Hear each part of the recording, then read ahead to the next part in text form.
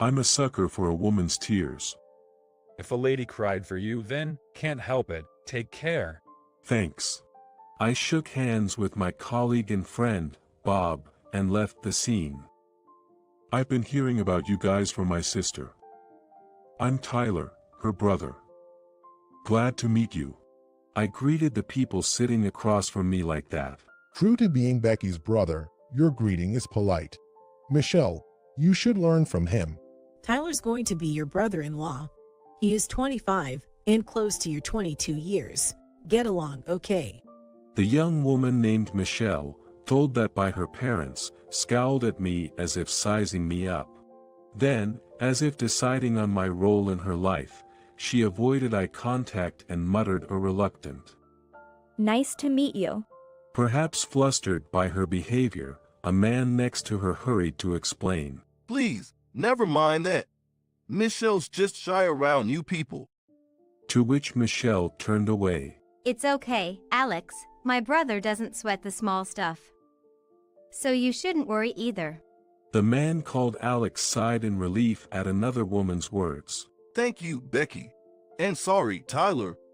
The woman called Becky turned to me with a smile. It's fine, really. Right, Tyler? Yeah. I'm not bothered at all. Alex and his sister Michelle, as well as their parents. Along with my sister Becky and me, we were seated in a private dining room at a high-end restaurant. That was a meet and greet between Alex's and Becky's families. I can trust Alex with Becky. Right? Mom, Dad. I said that towards two framed photos on the table. One was of our mother. The other, our father. They had passed away in an accident when I was in middle school. Becky, who was only a high school student, worked extra hard for my sake. I was truly happy that she was getting married. Our sister-in-law, Michelle's attitude hardly mattered. Alex. Please take good care of my sister. Perhaps Becky moved, seeing me to say so with smile. With tears in her eyes, she hugged me. Even though it'll just be you and the Williams family, you're still my brother, okay? Seeing us, Alex's parents also teared up. Not just Becky, coming to marry into our family, but Tyler, you can consider us your real parents too. That's right.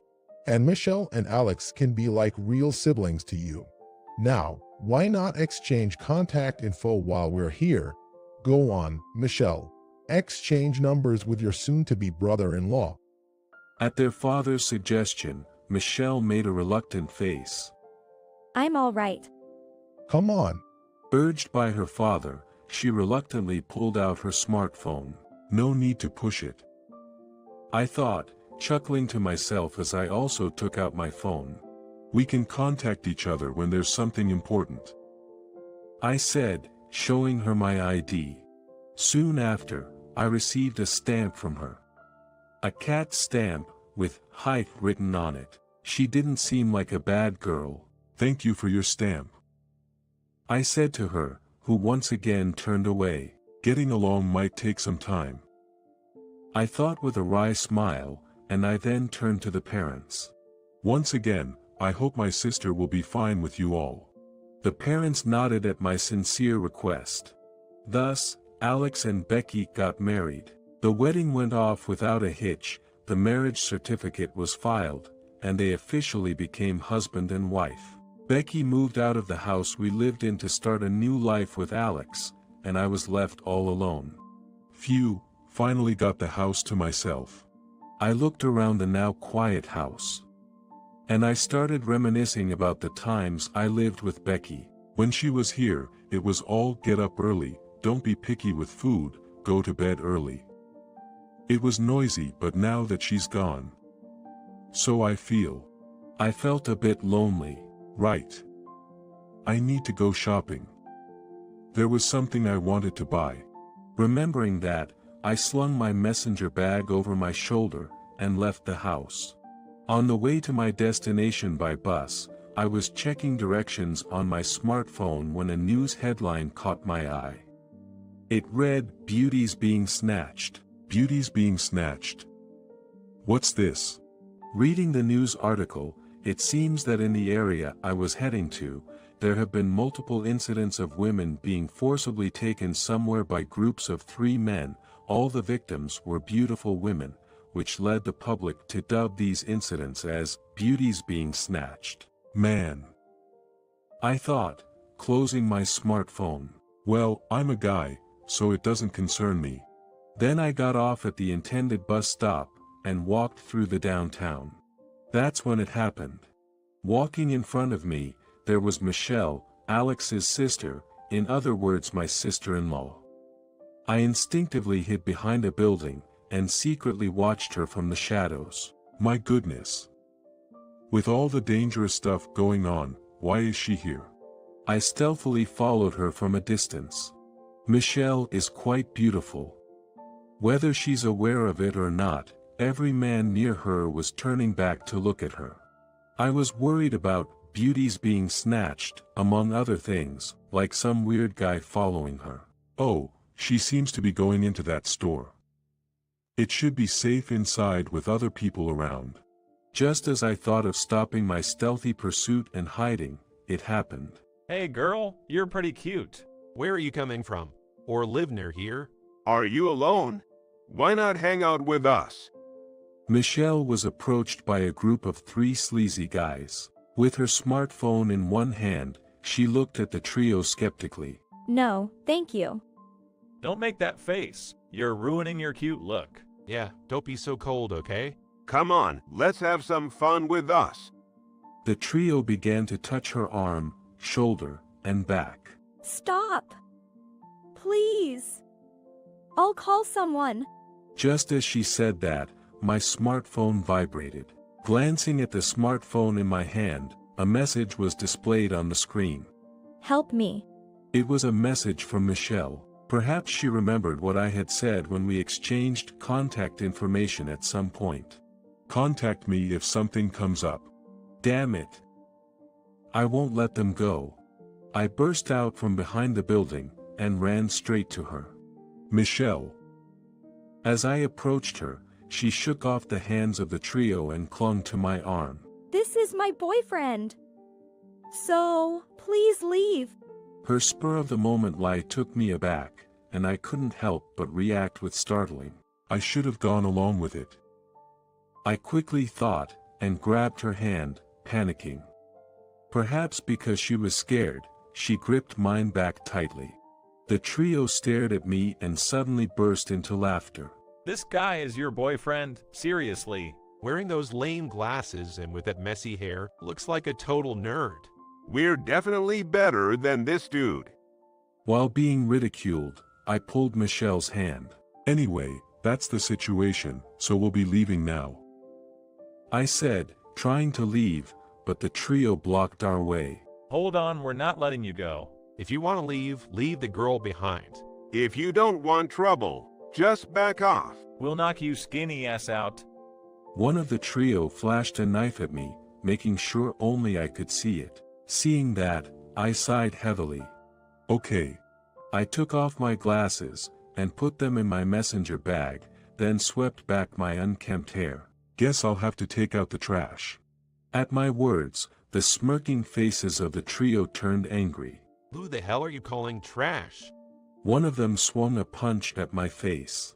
I dodged it easily to the side, grabbed the arm that was thrown at me with one hand, and using his momentum, threw him over my shoulder. The guy I threw was knocked out cold, not moving at all. Seeing that, the remaining 2 charged at me, one with a fist and the other with a knife. You're gonna pay for this. We'll kill you. That time, I grabbed each of their arms with my hands, twisted them in opposite directions, and threw them aside. Jesus. Damn, I think I broke something. What are you gonna do about it? With the pain too much for them to move, I turned to Michelle. Michelle, sorry, but can you call the cops? She had been standing there in shock. She snapped back to reality, and said, All right. And dialed 911 on her smartphone. Luckily, a patrol car was nearby, and arrived in about 10 minutes. The 2 arriving officers were shocked. Not just by the situation but also by seeing me. Wait, Tyler, is that you? I recognized the face of one of the officers. Are you Bob? Working at the station now? Your term ended, huh? Yeah, how about you, doing well in the private sector? Not bad. More importantly, arrest these guys. They were violent and even had a knife. Man, looks like they're already taken care of. Bad luck for these guys. No, the one who's really unlucky is me. Oh yeah, guess that's true. You're just a civilian now. My bad. Watching the exchange between Officer Bob and me, Michelle looked puzzled. Excuse me. Seeing her like that, Bob misinterpreted and clapped me on the shoulder. What's up, Tyler? Haven't you explained to your girlfriend? She's not my girlfriend. Don't be modest. You want to know, right? Bob turned to Michelle, who nodded vigorously without saying a word, seemingly very curious. This guy used to be in SWAT. SWAT. It's the police special forces. Then, for some reason, Michelle and I were sitting in a cafe. So?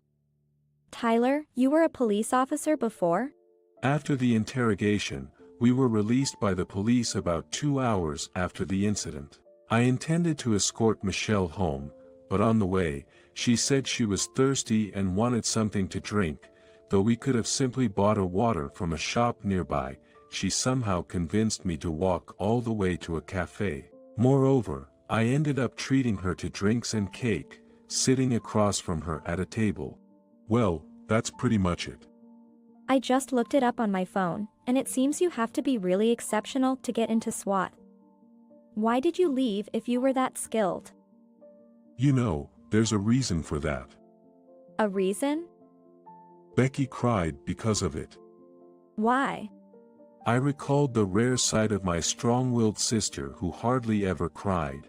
It was a year ago. Having excelled at the police academy, I joined the riot police for a year. From there, I was selected to join the SWAT team.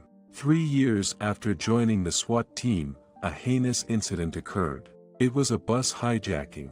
The perpetrator was armed with a gun. Hijack-related incidents mean the SWAT team gets called in. I was part of the operation for that incident. All right, we're going to storm the bus. Just like the simulation we ran earlier, Team A will rescue the hostages.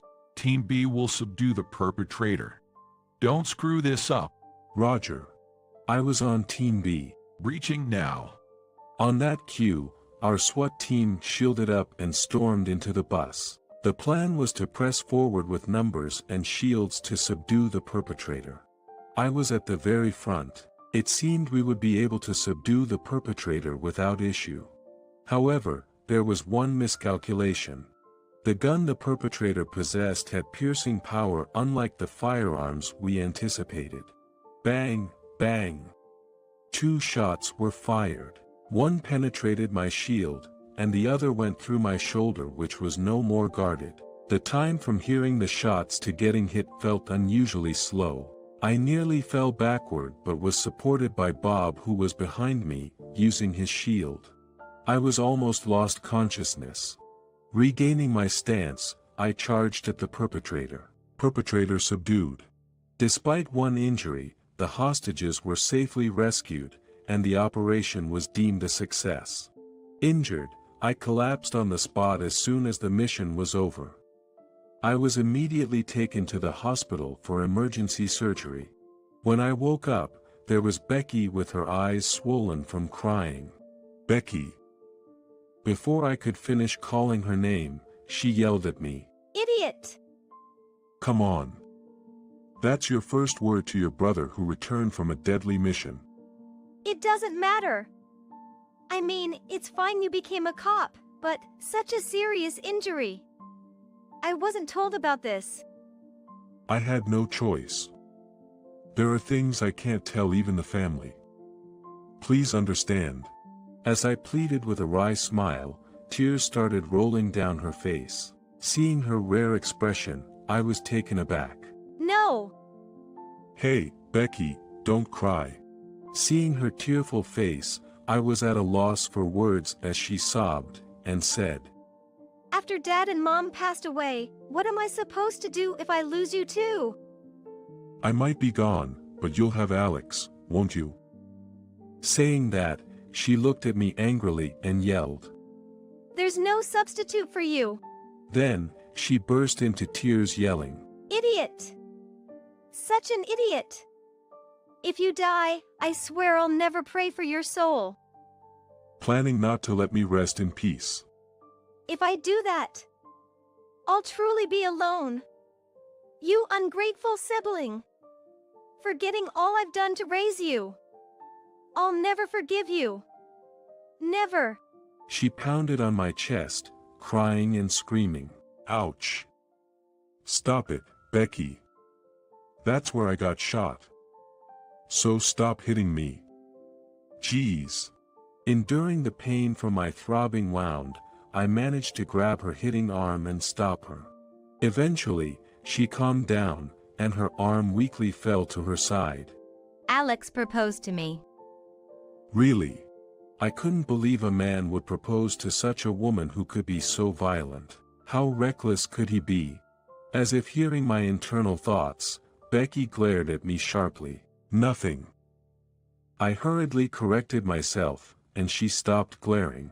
Then she made a request. So at least, until I get married, someday have children, and those children get married, then I have grandchildren, stay alive. Wait, that's pretty much asking me to live for a long span. Then answer me. Roger. Even after that, she continued to cry, and I spent the whole day comforting her. There's a 5-year term for SWAT, and I was about to return to regular police duties after a little while. But as long as I continued to work as a police officer, there was no guarantee I wouldn't face danger again. So, you quit. At Michelle's question, I nodded with a wry smile. I can't go against Becky, and I'm weak when it comes to a woman's tears. That's how it was. Her expression was indescribable, and I offered her a gentle smile. Well, the experiences I've had weren't for nothing. I was able to save you, after all. Saying that, her face turned blushed, and she looked away. It seems getting along well is still a long way off. I thought, feeling slightly hurt by her attitude, but then she turned her face back towards me. Then she started staring. What's wrong? Tyler, you should change those glasses and that hairstyle. I was puzzled by her unexpected suggestion. Why? You're not aware, are you? She gave me a look of exasperation, then stood up. Thanks for your treat. I'm leaving. Oh, let me walk you. I said, hurrying to stand and follow her. During the silent walk, unable to stand the quiet any longer, I spoke up. Michelle, about the Meet the Parents Day, why were you in a bad mood? As I asked, she stopped walking and showed me a displeased face, and I realized I might have stepped into a minefield. Why did I choose to bring up this topic when there were so many others? I thought. She answered while looking away. That day, you had taken off your glasses and your hair was done properly, right? Yeah, that's right. Since I'm a fairly big guy, I didn't want to intimidate, so I usually wear fake glasses and don't bother much with my hair, but for the Meet the Parents, it would have been rude not to make an effort. It was a formal occasion, so that's why. It was embarrassing to make eye contact. Embarrassing? Why? As I expressed my confusion, with her face turning blushed, she started messing up my hair. Whoa. What? Yes. This is better. Now, put on your glasses. What? Quickly. All right.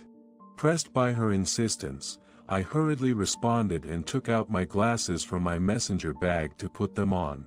Is this okay? When I asked, she finally looked me in the eyes, something she had avoided doing before. Okay. Just stay like this always. It's easier to talk when I can look you in the eyes. Okay. Though I wasn't sure why, Seeing her act that way made it clear she didn't dislike me. Realizing that, I felt happy, and we continued walking together. As we arrived in front of her house, when I was about to head home. See you. She grabbed my arm. Michelle. Thanks. Sorry. Thanks for saving me. I want to thank you properly. A thank you. Oh, you don't have to worry about that. As long as you're safe, that's okay. Just as I was about to say that, she grabbed the collar of my shirt. Wait, Michelle. And just when I was startled, I felt something soft touch my lips. For a brief moment, I felt it, then saw Michelle's face right in front of mine, her face burning blushed. If I come into your place, you won't be alone, right? What does that mean? Just as I was about to ask, she ran towards her house. I watched as she entered her house, then my phone rang. Got a message? When I checked the screen, it was a message from Michelle. I'll cook you a meal as thanks next time. Can I do it at your home? Reading it, I chuckled. I thought I'd be lonely since Becky left, but it seems that won't be the case. I quickly replied to her message. I'll be waiting.